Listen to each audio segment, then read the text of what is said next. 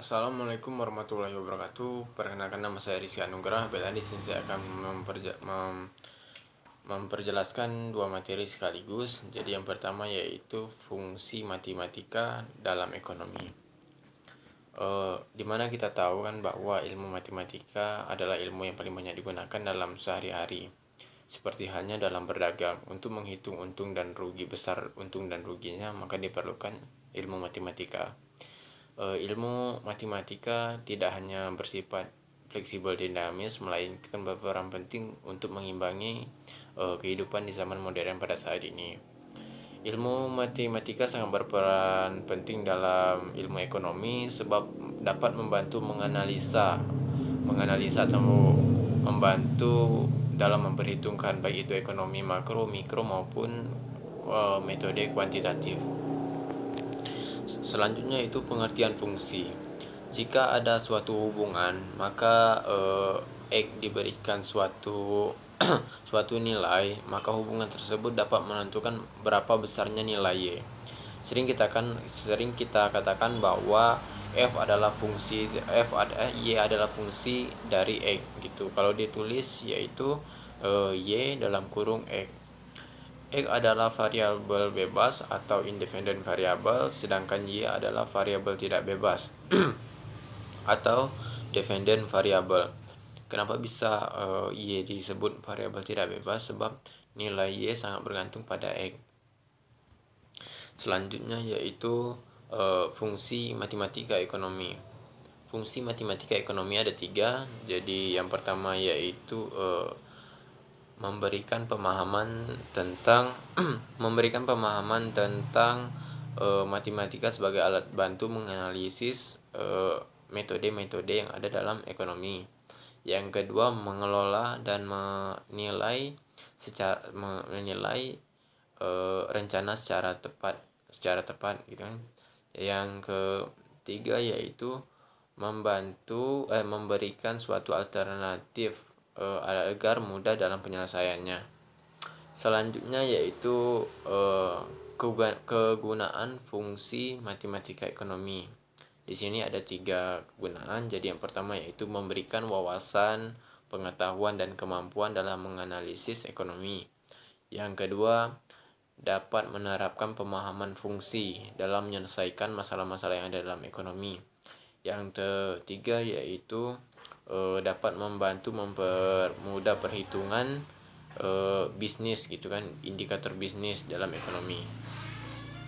Selanjutnya yaitu tujuan dari matematika ekonomi. Jadi yang pertama yaitu menciri-cirikan dan menggambarkan fungsi, baik itu fungsi permintaan maupun fungsi penawaran dalam sebuah transaksi, baik itu jasa maupun barang gitu kan. Yang kedua yaitu membantu memperhitungkan betapa besarnya pajak yang diterapkan dalam suatu barang dan jasa. Yang ketiga yaitu membantu menghitung besarnya subsidi yang diterapkan pada barang dan jasa. Yang ketiga yaitu membantu menghitung utilitas atau besarnya persentase kepuasan konsumen terhadap barang yang kita produksi gitu. Selanjutnya yaitu fungsi nonlinear. Jadi pengertian fungsi nonlinear sangat berperan penting dalam ekonomi, baik itu ekonomi makro, mikro maupun moneter. Adapun kategori yang dapat saya jelaskan di sini yaitu dalam kategori ekonomi mikro. Jadi yang pertama adanya fungsi permintaan, yang kedua fungsi penawaran, yang ketiga fungsi marginal. Selanjutnya di dalam ekonomi makro dan moneter ada kategori juga. Di sini ada fungsi konsumsi, fungsi investasi, kemudian fungsi permintaan untuk transaksi gitu kan. Yang terakhir yaitu fungsi permintaan untuk spekulasi. Baiklah, selanjutnya saya akan menjelaskan tentang fungsi nonlinear dan fungsi eksponen. Jadi Fungsi nonlinear merupakan bagian penting dalam matematika untuk ekonomi karena pada umumnya fungsi-fungsi yang menghubungkan variabel ekonomi bentuknya tidak linear. Oleh sebab itu, dengan mempelajari ini maka kita tahu atau memahami sifat-sifatnya akan sangat bermanfaat dalam mendalami teori-teori ekonomi. Fungsi nonlinear merupakan fungsi yang banyak sekali digunakan dalam ekonomi karena lebih mendekati keadaan nyata. Banyak masalah dalam ilmu ekonomi yang menggunakan fungsi nonlinear sebagai model, khususnya persamaan kuadratik. Selanjutnya itu sifat kurva nonlinear. Jadi sifat kurva di sini mempunyai sifat-sifat tertentu. Melalui sifat-sifat yang khas ini dapat diketahui pola kurvanya. Jadi yang pertama yaitu adanya sifat penggal-penggal sebuah kurva. Di sini dijelaskan bahwa penggal-penggal sebuah kurva adalah titik-titik potong kurva tersebut pada sumbu-sumbu koordinat. Pada sumbu X dicari satu penggal sebuah kurva adalah titik potong kurva tersebut pada sumbu-sumbu koordinat. Selanjutnya yaitu simetri dua buah titik dikatakan simetrik terhadap garis apabila garis tersebut berjarak sama dengan terhadap kedua titik tadi dan tegak lurus. Dan yang selanjutnya yaitu perpanjangan titik-titik dalam kurung X, Y. Pada bidang sepasang sumbu silang atau sistem koordinat, sesungguhnya hanya mencerminkan koordinat-koordinat yang terdiri atas bilangan nyata. Dan titik-titik koordinat yang mengandung bilangan hayal ditempatkan di situ sehingga harus dikeluarkan dari bidang sepasang sumbu-sumbu silang tersebut. Selanjutnya asimtot. Asimtot adalah suatu kurva, sebuah garis lurus yang jaraknya semakin dan semakin dekat dengan salah satu ujung kurva tersebut.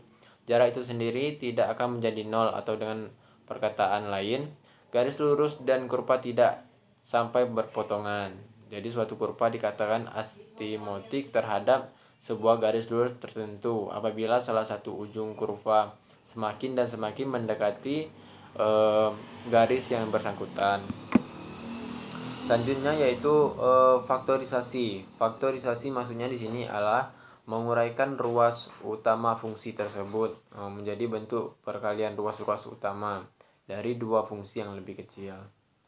Selanjutnya bagian B yaitu fungsi eksponen.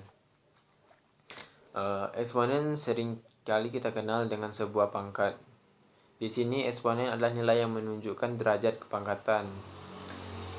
Bilangan tersebut dikalikan dengan bilangan tersebut juga, atau sering kita baca dengan A pangkat N. Dapat didefinisi dari eksponen seperti A N sama dengan A dikali A dalam kurung A sejumlah N dan faktor. Contoh 34 sama dengan 3 dikali 3 dikali 3 dikali 3 sama dengan 81. Selanjutnya yaitu sifat-sifat eksponen. Jadi dari definisi eksponen di atas tadi dapat ditarik kesimpulan bahwa karakteristik dari sifat-sifat eksponen sebagai berikut. Jadi AM titik AN itu dibaca AM plus N. Kemudian AM garis miring AN sama dengan AM per N atau dikurang N. Selanjutnya yaitu dalam kurung AM tutup kurung N sama dengan AMN.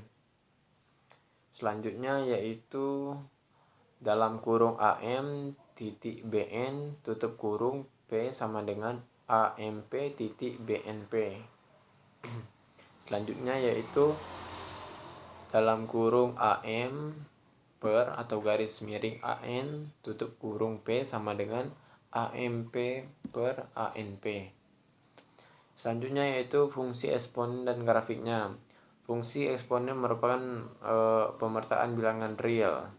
Jadi fungsi eksponen di sini bisa saya sebutkan seperti Y sama dengan F dalam kurung X sama dengan A X A lebih kecil dari 0 dan A tidak sama dengan 1 mempunyai sifat-sifat seperti berikut.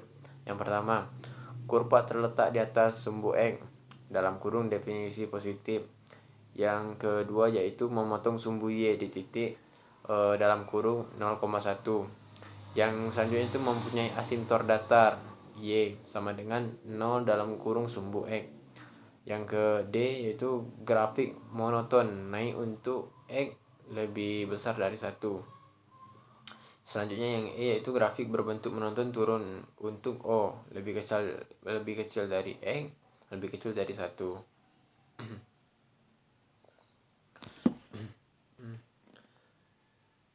Mungkin sekianlah penjelasan dari saya terkait dua materi tadi. Lebih dan kurang saya mohon maaf. Wabillahi taufiq wal hidayah. Wassalamualaikum warahmatullahi wabarakatuh.